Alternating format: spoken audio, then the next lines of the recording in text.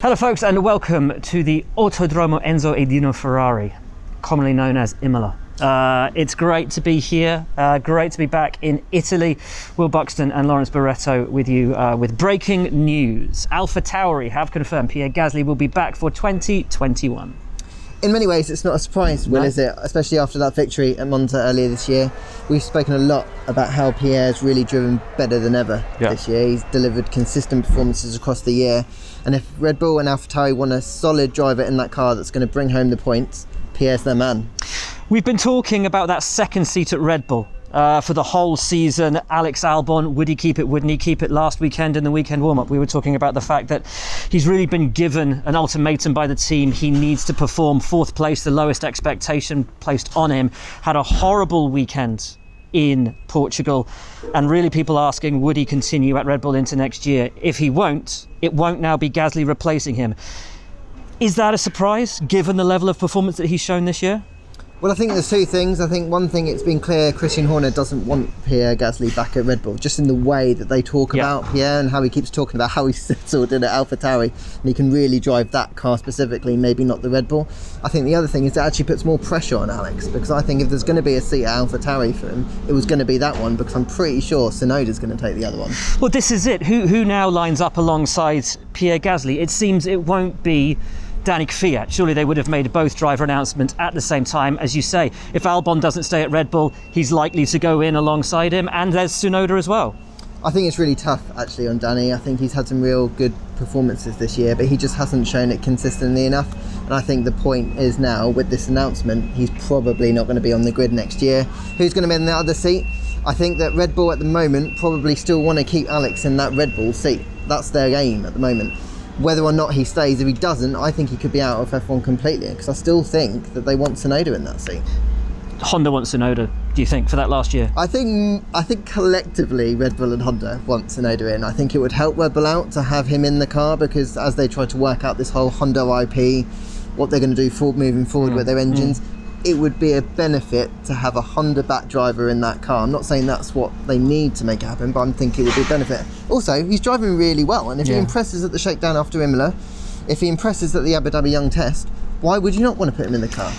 We talk about drivers impressing. Pierre Gasly has been one of the performers of the season, beneath probably only Lewis Hamilton and Max Verstappen in terms of his consistency, really just his brilliance. He has reinvented himself. He's proven mature, dependable, reliable, great relationship with AlphaTauri. Why wouldn't Red Bull want him back?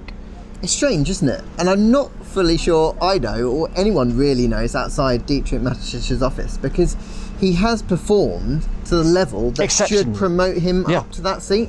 They must have seen enough during his time at Red Bull, during that 6 months or so that he was there, that he just isn't the right fit for them, because he's doing everything possible in AlphaTauri right now to earn a promotion again. When they demoted him originally, Christian Horner said there is a route for him to come back. Of course, in the future there's a route for him to come back. This season they've now said there's no way he's coming back. What? I don't understand. I do not get it.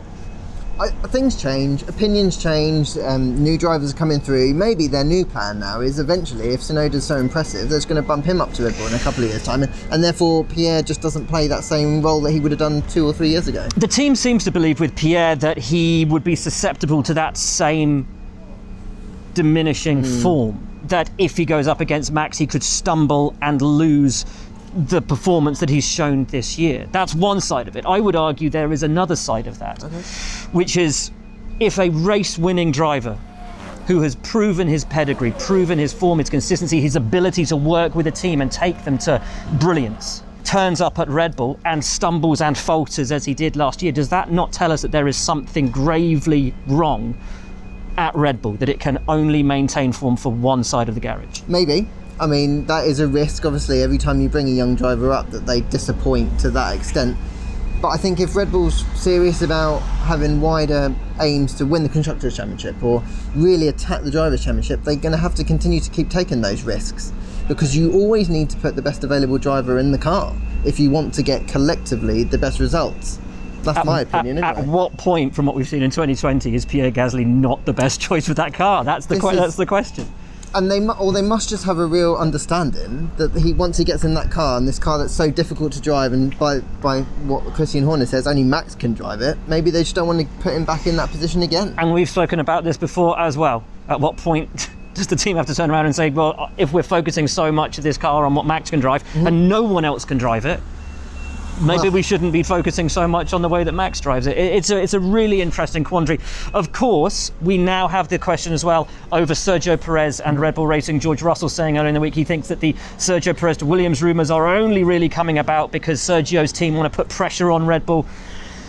With Alex's performance in Portugal, with the ultimatum the team have placed on him, that notion that they will look outside of Red Bull for that number 2 driver surely places Sergio in prime position. He's in tremendous shape should Red Bull decide to go outside the pool. I agree. I think it's a very good tactic maybe to put some pressure on Alex to say, look, it's not only you who can take this seat now, even with Pierre now obviously not going to take his seat. There's a couple of other guys who are very good, so maybe that's another way of trying to push Alex into some stronger positions. I think Checo would be great for them. Yeah. I do think that he probably feels he's in with a shot. Do they? Will they? I'm not sure.